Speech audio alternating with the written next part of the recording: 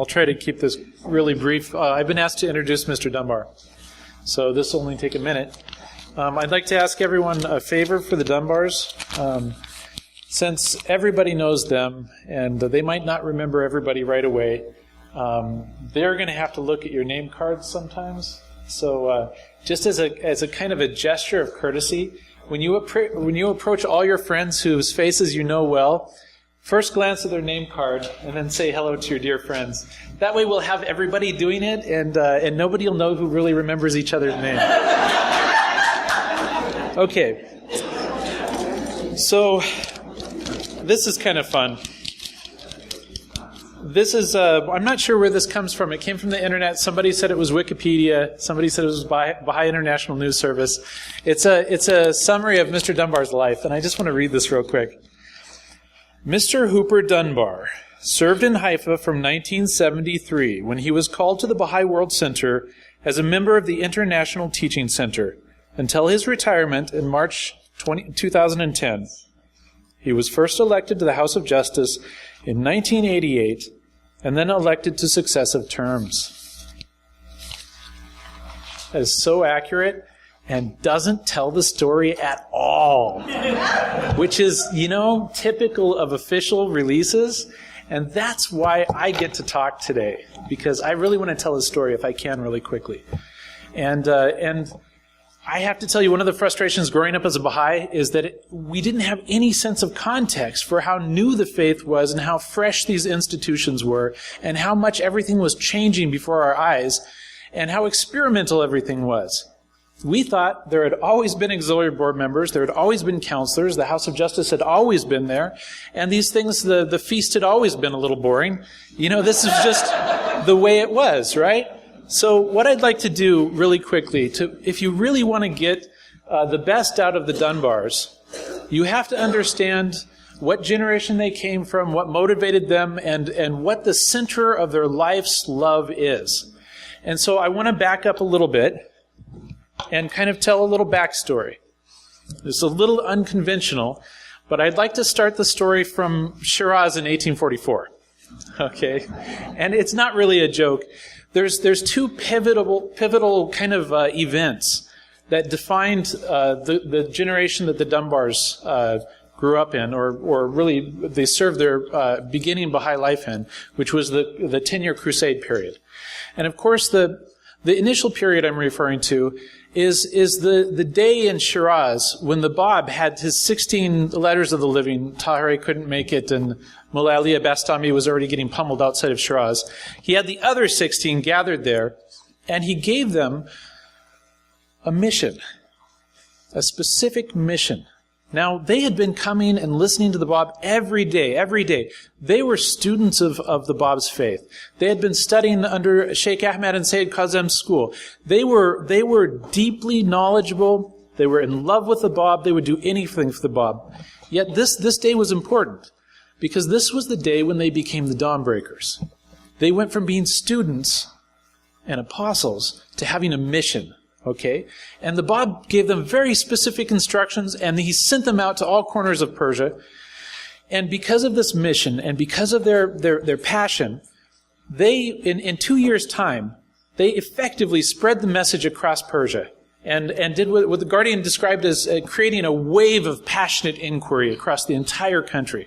Now, their mission was essentially the spiritual conquest of Persia. Now, this is very important. This is a very important event because it's a parallel to what happened later. Okay? And what happened later, if you fast forward, I'm going to skip the Siyachal and the Declaration of Baha'u'llah and all that kind of stuff, and skip right to 1916, about 70 years later, when Abdul Baha begins to pen the tablets of the Divine Plan. Now, it's a set of 14 tablets. They were sent, the first 5 came across before the war, and the remaining 9 came after the war. And those tablets, this charter for teaching, together with Abdul Baha's will and testament, the two charters that kind of defined everything thereafter, those events created something in the Western world initially, and then the entire world. The Baha'is, who had been so carefully nurtured, suddenly had a mission. Okay? And it's a mission we still share today. And it's what defined the idea of being the spiritual descendants of the Dawnbreakers. Okay? So now let's move forward a little bit, because when these are in the last years of Abdu'l-Baha's life. He passes away a few years later. The Baha'is are grappling with what to do with such a weighty load between the order that was chartered by the will and testament of Abdu'l-Baha and the mission to spiritually conquer the planet, which was given in the tablets of the Divine Plan. Very few Baha'is had any idea what to do, actually. It was very overwhelming. And the Guardian actually held in abeyance the execution of this weighty plan for about 20 years, while he prepared the communities and laid the groundwork, using the will and testament to lay the groundwork for the execution of the Divine Plan. Now, it's in 1937 when the Guardian finally opens the first epoch of the Divine Plan with the 7-year plan. And this is the beginning. This is when the Guardian was 40 years old. And in the words of Rihya Khanum, she says, he stepped out like a general leading the army of light. And this was the beginning of the battle period of Shoghi Effendi's life. And coincidentally, 1937 is the year Mr. Dunbar was born. So that's where he comes into the story. All right? And so as we move forward, the Guardian, before launching the 7-year plan, he spent tremendous effort. In 1932, he gave us the Dawnbreakers, and he retranslated these core books with the core ideas that the Baha'is would need in order to be effective in this great crusade he was leading us towards. And he laid out all these smaller plans around the world. They all culminated together in 1953 with one grand 10-year world crusade to bring the Baha'i faith to every corner of the planet. Now, this is where we're at. When in 1956, Mr. Dunbar becomes a Baha'i at the age of 19. Okay? He becomes a Baha'i in the middle of this crusade in which, by this point, the Baha'is have been almost raised up from infancy by Shoghi Effendi. He has shown them powers and potentialities and capacities in themselves they never dreamed that they had. Okay? And at this point, the love and devotion for the Guardian was such that people dreamed about the Guardian. People had visions of the Guardian. People would do anything to please the Guardian. Okay, it's hard for my generation to understand and imagine how loyal and dedicated the Baha'is were to Shoghi Effendi at that time, and how he really was the general that was leading them in this battle to bring the forces of light to the world. So in 1957. The year after Mr. Dunbar became a Baha'i, when Shoghi Effendi passed away, it's very difficult for my generation to understand the grief and the sorrow and the pain that swept across the Baha'i world. But I do know the result. The result was that any remaining attachment that the Baha'i communities had to their prior lives and homes was decimated, and a huge wave of Baha'is got up, and as a final act of love and devotion to the Guardian, the year after he died, they pioneered all across the world and really started winning the victories of the 10-year crusade. And this, in the year 1958, which is where we're at in this chronology, was the year Mr. Dunbar, at the age of 21, abandoned his very successful Hollywood acting career and flew off to Nicaragua, having no idea what he was going to do, only knowing that he was going pioneering and he was going to do what Shoghi Effendi willed. So this is the backstory. It's the devotion, the love of Shoghi Effendi, the enthusiasm and excitement of the 10-year crusade that was the childhood in the faith of Mr. Dunbar, and I think defined that generation of Baha'is in their devotion to the faith and their willingness to act first, to get out there and put their faith into action. Now, the rest of the story is equally interesting. I'll try to speed it up a little bit. I know that it's been a long evening, but Mr. Dunbar was in South America for the next 15 years. He did a lot of traveling in the villages with the Indians on the Mosquito Coast in Nicaragua. Somewhere in the middle of his 5-year period in Nicaragua, the National Spiritual Assembly of Nicaragua was formed, and he was on the first National Spiritual Assembly there.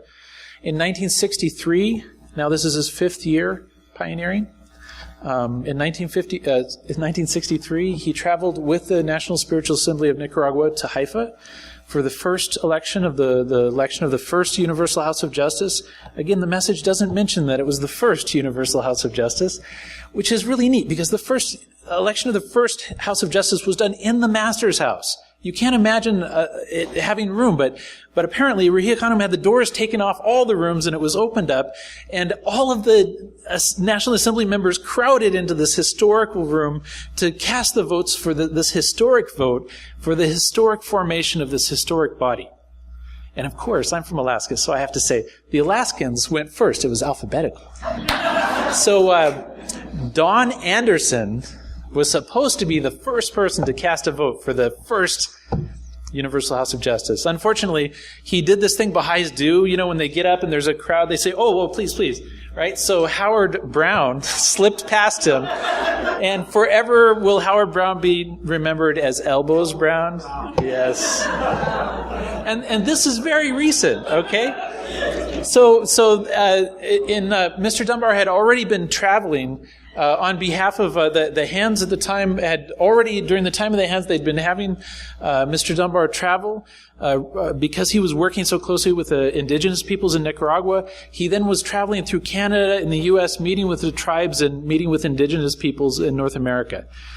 And in 1963, after the election of the House of Justice, the Hands then asked Mr. Dunbar and Marilyn also, then they were married by then, if they would be willing to settle in Bolivia, where there was a desperate need. And of course, they had been in an extreme hardship position, so they readily assented. And I'm not sure I still am trying to piece the details together, but Mr. Dunbar was then asked, Mahmoud Kamsi was Masood was the auxiliary board member for protection in the area, and he had to return to Iran because he'd run out of money. He was supporting himself, and so he returned to earn more money. In the meantime, there was no auxiliary board member for protection for the 5 countries there, and so Mr. Dunbar found himself being sent around. And he was already running around doing things when he found out later that he'd been appointed an auxiliary board member. You have to have him tell you this story. It's much better when he tells the story, I promise. So that opens another chapter. At the time, this is when there were very few auxiliary board members. There were 9 auxiliary board members I believe for the hemisphere. Wasn't that how they organized it then? And so this is a very small group with tremendous responsibilities. And he was, I believe, 27 years old at the time, 26 years old. Okay, he won't correct me. He was very young. And I guess some of the Hands at the time had asked, don't we have anybody a little bit older that can do this job? So they asked the same about my introduction tonight, so it's all right. So he had these tremendous responsibilities to deal with covenant breakers and to do covenant protection issues from the very beginning. And I guess the Hands were fairly pleased with him because 5 years later, he was appointed to the first round of counselors. When they created the institution of the International Counselors, he was one of the initial friends who were selected for that body. So this is, again, the message says he was a counselor. It doesn't mention he was on the first contingent, that he was the first round. This is a new institution. And it's not the last time, because 5 years later, in 1973, by the way, while he's traveling in Iran, he was visiting the holy places in Iran in 1973, when he received word from the World Center that he'd been invited to come and live in the World Center and be a founding member. There were 3 counselors that were chosen for this new institution, the International Teaching Center. So he got this news that he'd be moving to Haifa, and that was, I believe he was 37 years old now. I guess 30, I figured last time that 37 worked in pretty well. He was born in 37. He was 37 when he moved to Haifa, and he lived there for 37 years. So it was a great year. So he served in Haifa from, that would be, someone help me out here. 1973 until 1988, when he was elected to the Universal House of Justice. And then in 2010, he retired from the Universal House of Justice and began his fledgling art career. And that's the chronology. And I want to just add another quick layer, which is why I'm actually giving this introduction today, is that sometime around 1979, he began giving a series of classes at the World Center for the youth. And I asked him once why he didn't start the classes a little bit earlier, because that's 6 years or so. And his answer was, well, Marilyn and I, we were the youth. What are we going to do? Start a class for the hands of the cause? Right? So when some youth started coming to the World Center, he began giving these private classes in which he would share with them just the gifts that he had gleaned from his study of especially of the writings of Shoghi Effendi. And this class grew over the years. It grew to dozens and then hundreds. And over the course of until 2010, someone tallied it up, and there was like 6,500 youth who had gone through his classes at the World Center. It's a stunning number. And I can tell you from my experience that class was the most important, the most pivotal experience of my life. And the reason was that Mr. Dunbar has a way of teaching in which he gets out of the way. He loves studying the writings and studying the writings of Shoghi Effendi, and he feels empowered by it. And he shares that with you in a way that you personally do it yourself, and you feel empowered by it also. To him, it's a spiritual adventure. It's an inner adventure that he loves and loves to share. And that's such a non-threatening approach that the youth cling on to that very quickly, and they love Mr. Dunbar. And a little bit too much sometimes. In fact, in 1988, which is where I come into the picture, the year Mr. Dunbar was elected to the House of Justice, I was a little kid who just arrived at the World Center, and I found an environment in which all the youth were deeply studying the writings. They were discussing the station of the guardianship, the dispensation of Baha'u'llah, and it was all this rhythm, this heartbeat was all with Mr. Dunbar's classes. Okay? And he had spread this love of the study amongst these youth, and he likes to tell the youth that give 6 months to the study of Shoghi Effendi, and you will never see anything the same afterwards. Okay, and so that's really what we're going to be doing this weekend. We're going to be giving 6 hours to the study of Shoghi Effendi, and it's going to be fantastic. I should let you go, but I have to tell you, in 88, when Mr. Dunbar was elected, the youth in Haifa are so possessive of Mr. Dunbar that when his name was called, the youth who were seated way up in the auditorium jumped out of their seats and applauded, and that was not appropriate. But they had this kind of personal connection, so forgive them. Rihi Khanum stood up with this glare like, that is not appropriate. But, youth have never been, well known for being appropriate, so be it. So anyway, I just wanted to say that it's a great pleasure of mine to be here and to have the opportunity to introduce Mr. Dunbar, because so many of us have been touched by his generous sharing of his own personal adventure in the study of the Baha'i writings.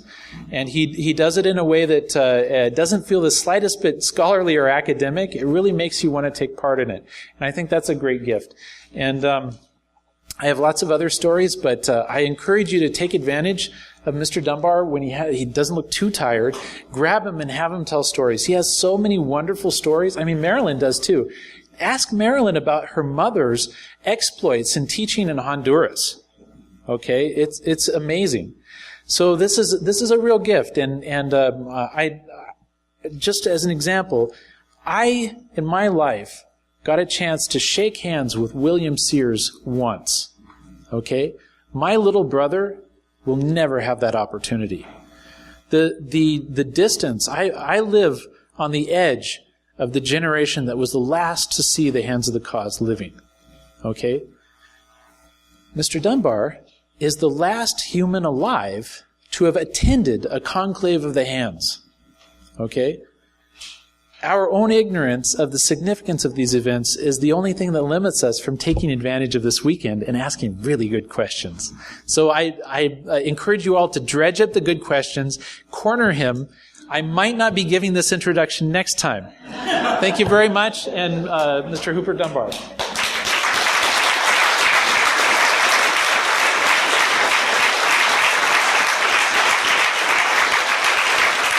Thank you, John.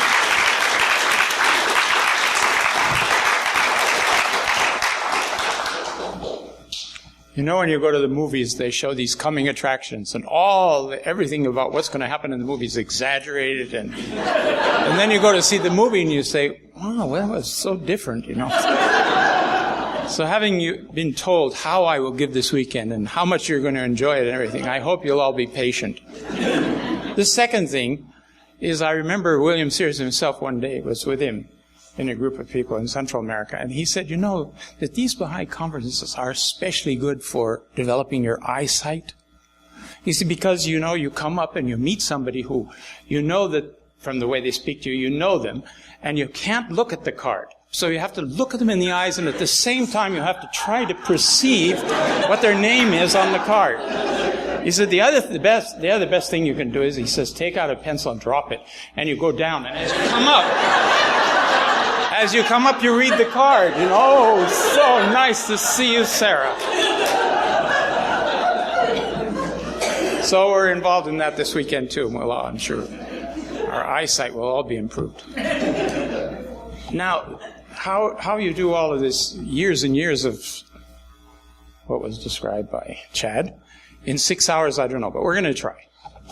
And it's just a taste. It's really like a taste of the honey of the faith, so to speak, to draw close to Shoghi Effendi and to the vision that he infused into his writings. As some of you may have been aware already, or as you might have become aware in the book on the forces of our time, there's so many references to the energies and to the forces and to the dynamic character of the revelation itself, that when you start combining them together, associating them in your mind, you begin to see patterns of things that are so important. You have this burst of creative spirit in the heroic age of the faith, which Shoghi Effendi said then during the formative age of the faith was a dynamic element that gradually crystallized in the consciousness of the Baha'is and in the world into the institutions of the administrative order, which then those institutions serve as channels for a greater outpouring of the potentialities infused into the world by the Bab and Baha'u'llah. So this is just an overview of what we're going to do this weekend, is examine this a bit and hopefully pique your own or renew your own interest in going back and looking at the revelation and the writings of Shoghi Effendi from this particular point of view. And it's one that's very encouraging. I found it so encouraging that I used to give this course over and over again. And I hope that you will also enjoy the same benefits from approaching these words of Shoghi Effendi. We're going to have some breakout sessions that deal directly with the quotations, some of the key quotations, the root quotations, if you will, of the whole understanding of what's going on here. And so we'll have an alternating sometimes. What is it? Let deeds, not words, be your adornment. I always have to ask forgiveness after a weekend like this of talking too much, and doing too little. But in any case, we'll try our best with you, and we look forward to see you again in the morning. It's getting rather late now, past the hour for this meeting. And sleep well and have great dreams, and we'll see you in the morning.